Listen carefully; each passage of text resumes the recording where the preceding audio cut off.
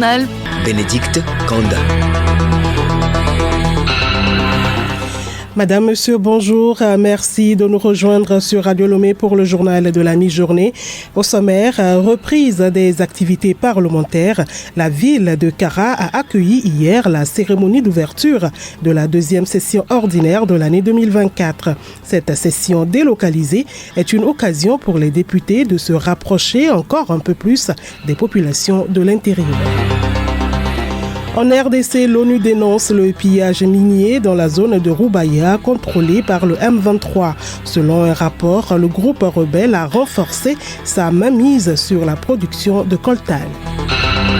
À suivre également le magazine Santé Plus de ce mercredi.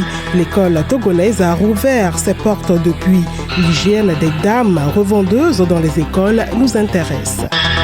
Et puis sport, football, 3e et 4e journée des éliminatoires de la CAN Maroc 2025. Le sélectionneur des éperviers seniors Nimbombe Daré va dévoiler ce vendredi la liste des joueurs retenus pour la double confrontation Togo-Algérie.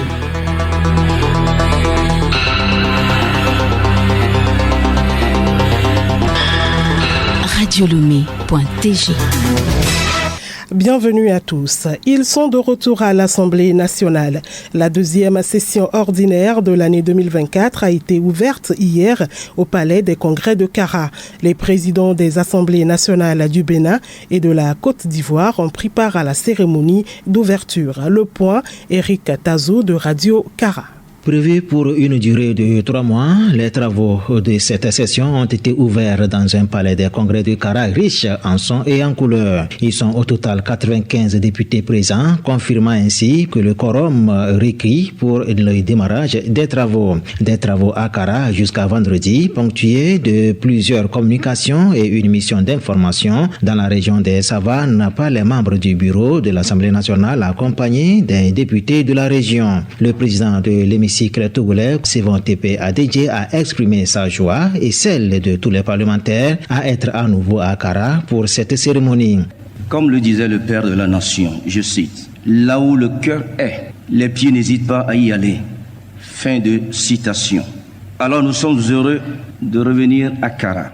Je m'en voudrais de ne pas exprimer ici même mon admiration au président Faure Sozina Nyasingbe, garant de la continuité de l'État et du bon fonctionnement des institutions de la République pour sa grande vision de modernisation et de développement inclusif et durable de notre cher pays. La délocalisation de l'ouverture de cette session, qui a bénéficié, bien entendu, des très hautes orientations de son Excellence, dénote de son engagement constant en faveur de l'ancrage et du rayonnement de l'Assemblée nationale dans le paysage institutionnel en vue de consolider la confiance entre les élus que nous sommes et la population. Le président de l'Assemblée nationale a également évoqué la responsabilité de son institution dans l'ancrage de la démocratie. Les parlements ont aujourd'hui plus que jamais un rôle essentiel à jouer. Pouvoir public, pivot de la démocratie, l'Assemblée nationale incarne incontestablement la volonté du peuple. La représentation nationale porte l'espérance que la démocratie réponde réellement aux préoccupations de nos valeureuses populations et contribue efficacement à résoudre de façon durable les problèmes sociétaux auxquels sont confrontés nos États. Pour leur part, les présidents des assemblées nationales de Côte d'Ivoire, Adama Bictogo, et du Bénin, Béouanou Vlavonou, ont salué l'excellence des relations de coopération entre leurs pays respectifs et le Togo et la convergence de vues de leurs chefs d'État. Quelques députés présents se sont exprimés à l'issue de la cérémonie. Il s'agit des honorables Passiwe Hesso, Tchakondo Abdou Aminou et Mboma Dianti Ameyo. C'est une joie pour nous de nous retrouver à Kara pour nous inscrire dans la dynamique de la décentralisation et la proximité avec le peuple togolais. Je pense que ces 3 mois de travaux seront consacrés à trouver réponse aux préoccupations des populations. Nous comptons, tout en étant en session, nous trouver du temps pour nous rendre sur le terrain auprès de nos populations. Il faut préciser que plusieurs couches sociales ont été représentées à cette cérémonie cérémonie, dont les autorités administratives, politiques et traditionnelles. Merci à vous, Eric Tazou, notre confrère de Radio Cara. Retour à Lomé, protection de l'environnement. Les comptables et les agents de la commande publique sont en formation depuis hier à Lomé sur les choix des appareils électroménagers. Le ministère de l'Environnement recommande des appareils écologiques pour la protection de l'écosystème. Hervé Segbono. Climatiseurs, réfrigérateurs et armoires réfrigérées, bref, tous ces appareils électroménagers, beaucoup ne respectent pas les normes écologiques requises. Mais comment savoir? C'est l'objectif qui réunit les comptables et agents de la passation des marchés, souvent en charge de l'achat de ces appareils dans les services ou entreprises. La session de Lomé consiste donc à donner aux participants des notions pour opérer dorénavant de meilleurs choix. Diossou Amé, formateur. Nous allons parler des enjeux de la destruction de la couche d'ozone et le réchauffement climatique précisé. Quelles sont les causes de cette destruction-là? Question de sensibiliser sur les bonnes pratiques et l'adoption des équipements appropriés. Pour l'initiateur, une seule attente compte pour la protection de l'environnement. Madame Yaoumeri, directrice de l'environnement. Lorsqu'il ça fait la différence entre les gaz prohibés, les gaz qui sont des gaz à effet de serre et ceux qui ne contribuent pas au réchauffement, lors de l'acquisition, ils vont faire le bon choix des appareils durables dans la perspective de la préservation de la couche d'ozone et également de la lutte contre les changements climatiques. Éléments clés dans la chaîne d'approvisionnement dans les services et entreprises, comptables et agents de la commande publique sont désormais en première ligne en matière de protection de l'environnement. Le journal Bénédicte Kanda. Actualité hors du Togo, au Bénin, l'homme d'affaires Olivier Bokor, poids lourd de la Galaxie Talon, et l'ancien ministre des Sports Oswald Omeki ont été incarcérés hier dans l'attente de leur procès. Le parquet spécial de la Cour de répression des infractions économiques et du terrorisme du Bénin a notamment décidé de les poursuivre pour complot contre la sûreté de l'État. Depuis le 25 septembre dernier, la justice les soupçonne d'avoir pris part à un projet de coup d'État.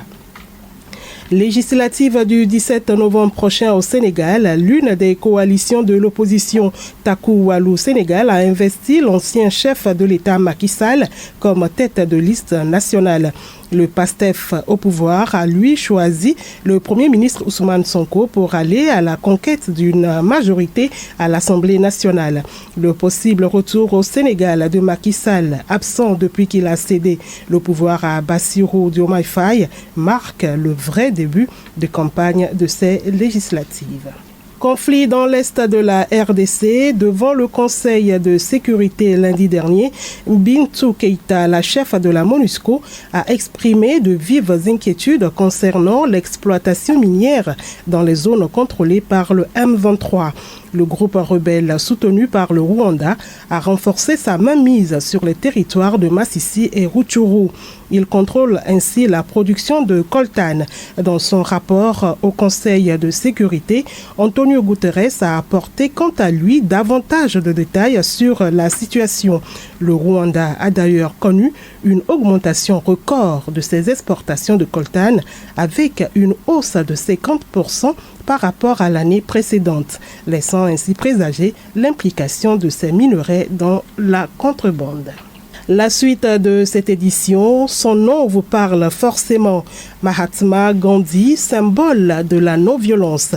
Ce mardi 2 octobre, le monde entier se rappelle ce grand esprit de la non-violence. Nora Lassé, plus de lumière. Effectivement, Bénédicte, c'est une journée instituée par les Nations Unies.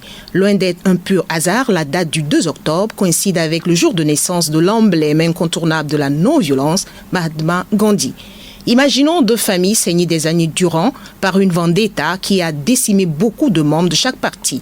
Imaginons encore qu'un jour, ces deux familles, mues par l'approche de la non-violence, décident de s'asseoir ensemble pour fumer le chalumeau de paix, enterrer la hache de guerre pour promouvoir une société paisible. La non-violence est un concept riche qui explore le bien fondé et l'impact des comportements pacifiques et mouvements sociaux influençant le changement collectif positivement. la non-violence, s'oppose pacifiquement à la violence qui nourrit plutôt une bagarre entre des individus qui en viennent aux mains, des conflits entre communautés, sociétés, nations qui prennent des armes ou recourent au nucléaire, des insultes faites à un domestique, à un orphelin vulnérable dont on a la charge, des joutes oratoires entre usagers de la route, au marché, entre voisins, entre conjoints, ou un partenaire qui fait subir des abus physiques ou émotionnels à l'autre, ou encore des violences systémiques infligeant des souffrances à des groupes spécifiques par discrimination raciale, ethnique ou économique. La diversité et la gravité de ces actes violents soulignent l'importance de promouvoir la non-violence et le respect dans les interactions quotidiennes pour asseoir une société de rêve. En cette journée internationale de la non-violence, le secrétaire général des Nations Unies, Antonio Guterres, convie le monde à s'approprier la vision et les valeurs chères à Gandhi, égalité, respect, paix et justice. C'est vrai, Nora Lassé, merci beaucoup. Mahatma Gandhi l'a dit, la non-violence est l'arme des forts. En page magazine Santé Plus de ce mercredi se penche sur l'hygiène des revendeuses de nourriture à l'école. Leur propreté, habillement et leur santé sont indispensables pour les élèves. Écoutons Dr Chao Esoreke, diététicien à Lomé. Ces revendeuses de nourriture scolaire doivent régulièrement laver leurs mains et les ustensiles qu'elles vont utiliser doivent être en bon état. Elles doivent laver proprement la viande avant de la préparer et bien la cuire. Elles doivent mettre au propre les céréales avant de les préparer. Vérifier leur cuisson, que ça soit bien cuit. Nous prenons les feuilles ou les laitues. Il faut que ces laitues ou ces feuilles soient bien entretenues, lavées dans une eau propre, accompagnées avec peut-être des désinfectants naturels qui n'ont pas d'effet secondaire néfaste sur la santé des enfants. Puisqu'il ne faut pas consommer à 300 francs ou 500 francs ou 1000 francs l'aliment et après dépenser 50 000, 100 000 ou 200 000 pour se soigner des maladies que l'aliment en question peut créer. Les lieux où ces revendeuses vendent doivent être toujours entretenus, disposer d'une eau potable pour les élèves. En dehors de ça, avoir les lave-mains et les essuie-mains à usage unique. Sport, football, la Fédération togolaise de la discipline s'apprête à publier au cours de cette semaine le nom du futur directeur technique national. De la même manière, le public sportif sera également situé ce vendredi sur les joueurs retenus par Nibombe Daré pour affronter en aller et retour l'Algérie pour le compte des 3e et 4e journées des éliminatoires de la prochaine CAN. Azanko Sename. Cette présentation se fera lors d'une conférence de presse au stade de Kégué ce vendredi à partir de 10h. Nibombe Daré aura la lourde responsabilité de convoquer les joueurs togolais en forme du moment puisque cette double confrontation face au Fennec d'Algérie sera décisive si les éperviers aspirent vraiment à renouer avec la CAN, la plus prestigieuse des compétitions africaines. Le match aller se jouera à Annaba en Algérie le 10 octobre et le match retour le 14 octobre prochain au stade de Kégué à Lomé.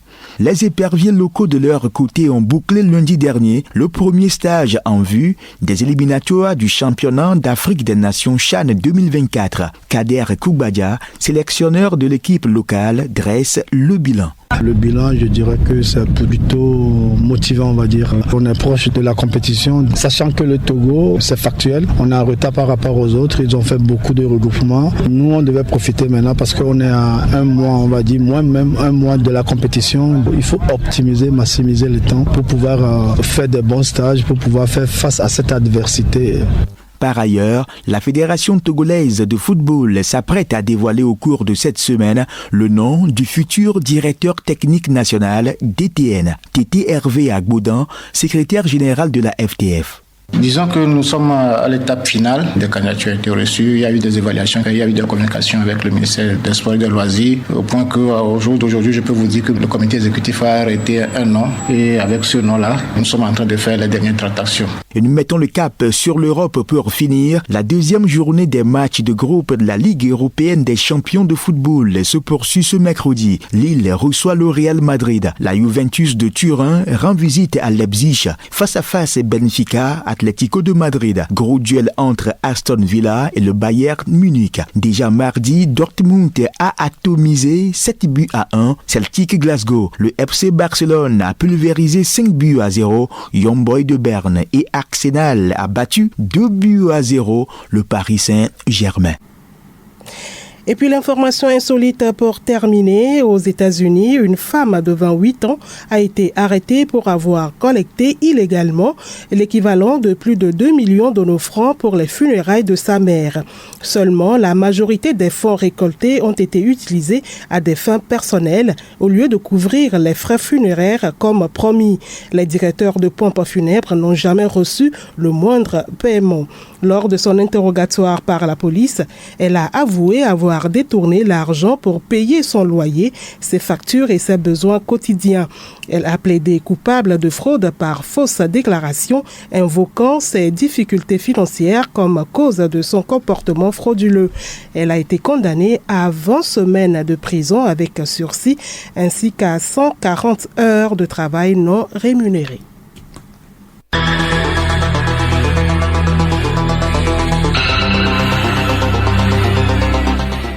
Madame, Monsieur, voilà, fin de ce journal. Merci de l'aimable écoute. Je vous rappelle l'essentiel en titre.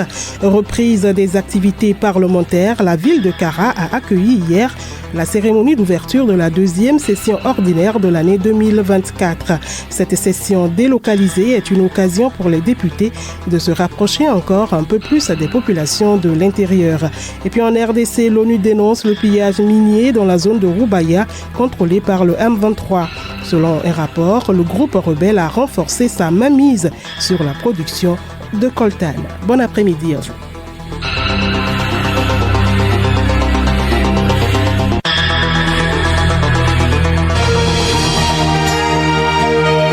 Radio Lomé, boîte postale 434, email radiolomé@radiolomé.tg. radiolomé.tg